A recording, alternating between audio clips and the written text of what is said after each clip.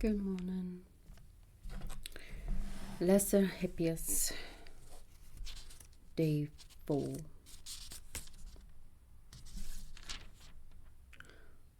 Are you not also skilled in geometry?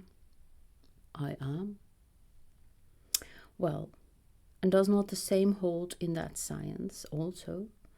Is not the same person best able to speak falsely or to speak truly about diagrams? And he is the geometrician? Yes. He and no one else is good at it. Yes, he and no one else. Then the good and wise geometer has this double power in the highest degree. And if there be a man who is false about diagrams and good diagrams, the good man will be he, for he is able to be false, whereas the bad is unable, and for this reason is not false, as he has been admitted. So basically he's making a distinction between being false and being foolish. To be false, you need to be wise, in the sense of wise as in having skills, having knowledge.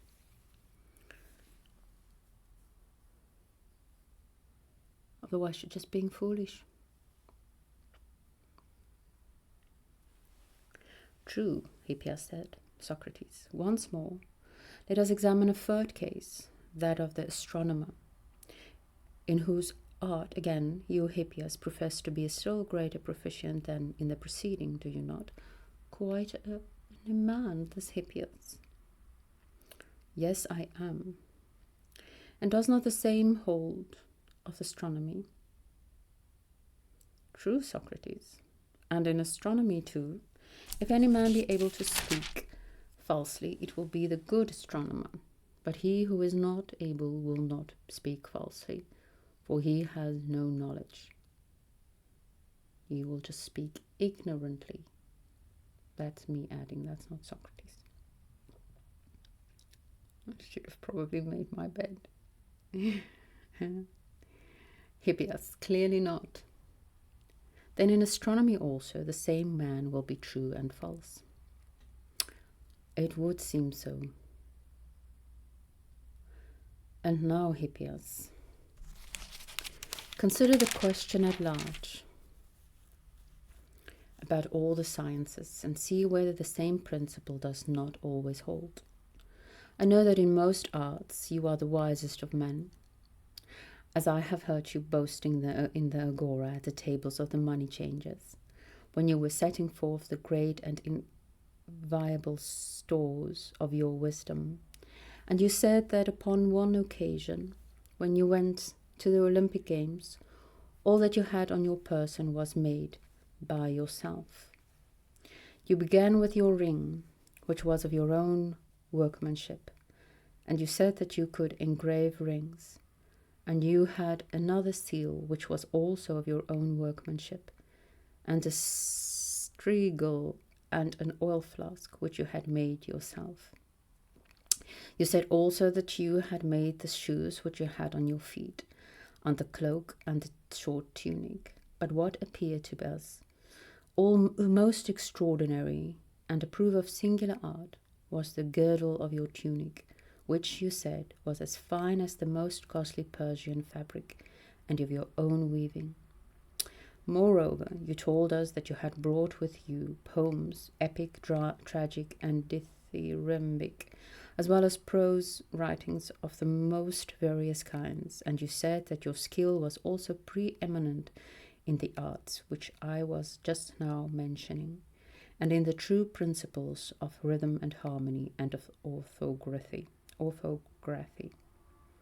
And if I remember rightly, there were a great many other accomplishments in which you excelled. I have forgotten to mention your art of memory. Cute play on word. So I'm gonna, before I forget, what's going through my mind here is how absolutely foolish Hippias actually is. Firstly, because it is a well-known fact that humanity prosper because of our working together, because of our not having to do everything ourselves. I did not have to make this pencil that just got stuck in my hair. I basically made nothing that I use, but I make money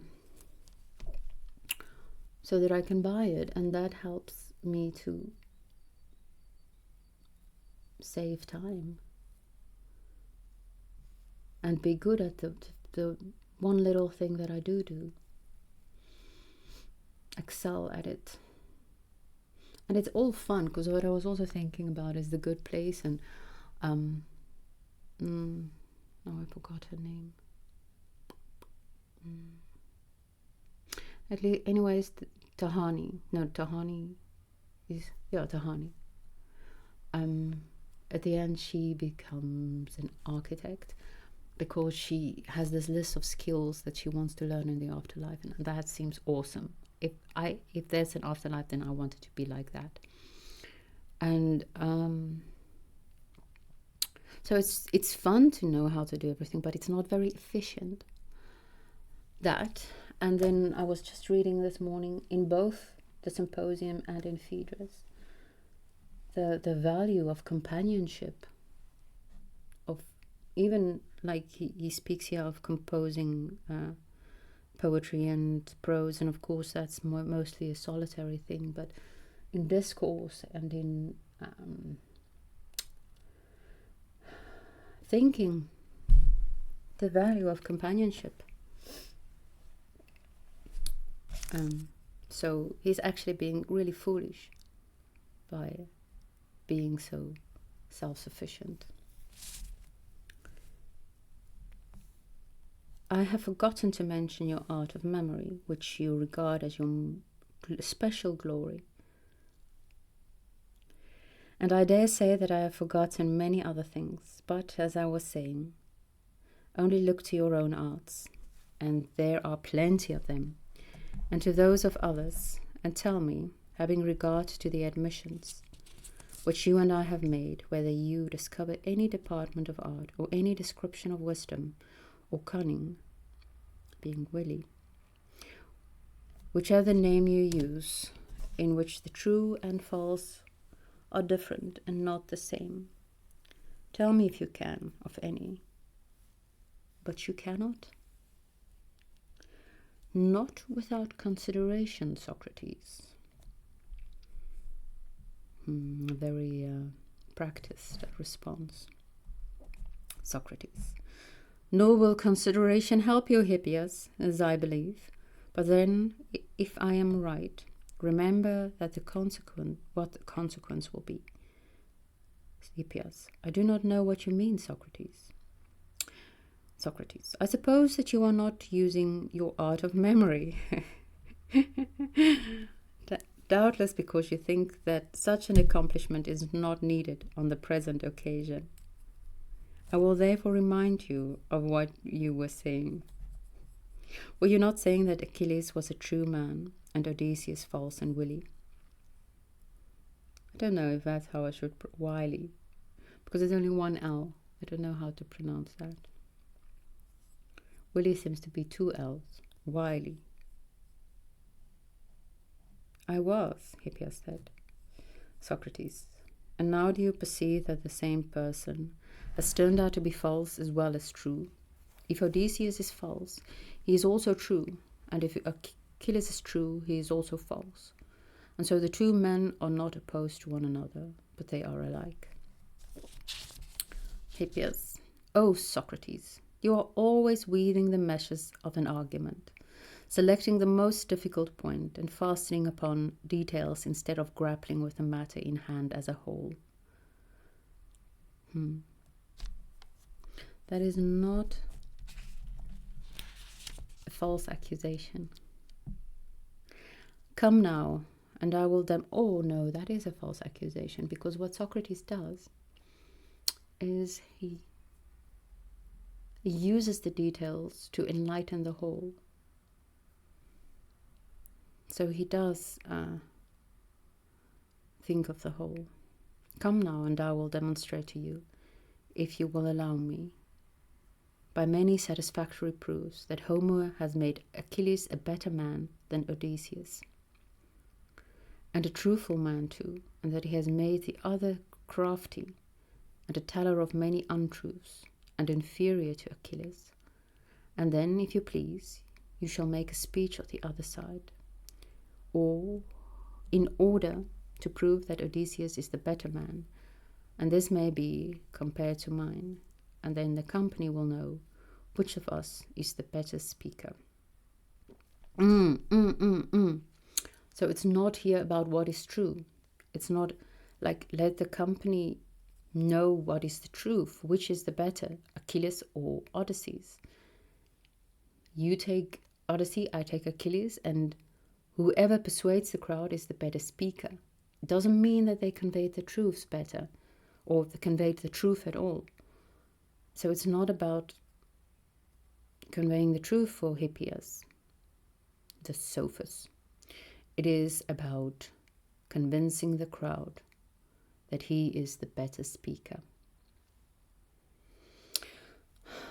Socrates. O Hippias, I do not doubt that you are wiser than I am, but I have a way, when anybody else says anything, of giving close attention to him, especially if the speaker appears to me to be a wise man. I don't generally write in this book.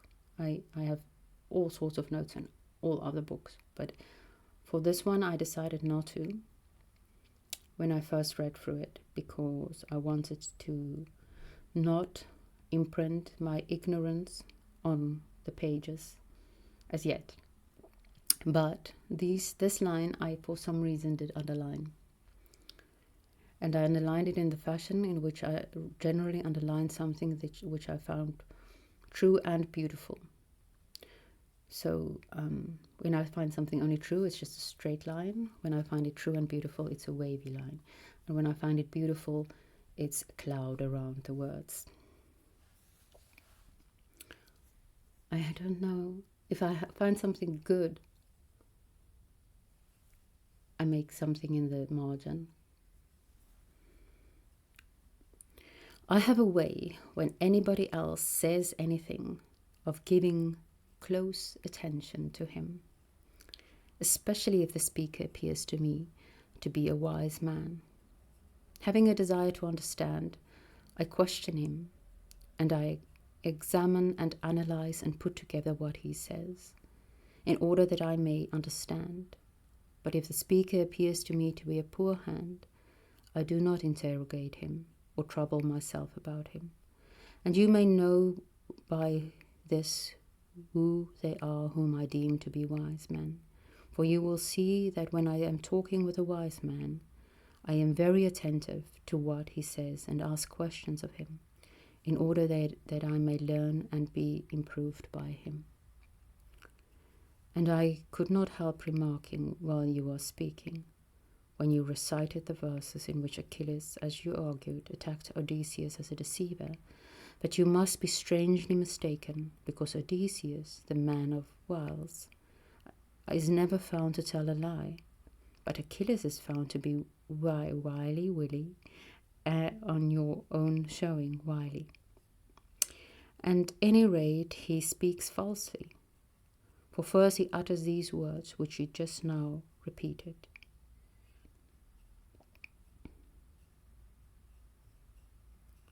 He is hateful to me, and even at the gates of death who thinks of a thing and says another. And then he says a little while afterward, he will not be persuaded by Odysseus, and Agamemnon neither will he remain at Troy. But he says, tomorrow, I think I'm going to come back to 3690 tomorrow. Tomorrow. I love you tomorrow. Because there's some things in here that I want to expound. Have a beautiful day.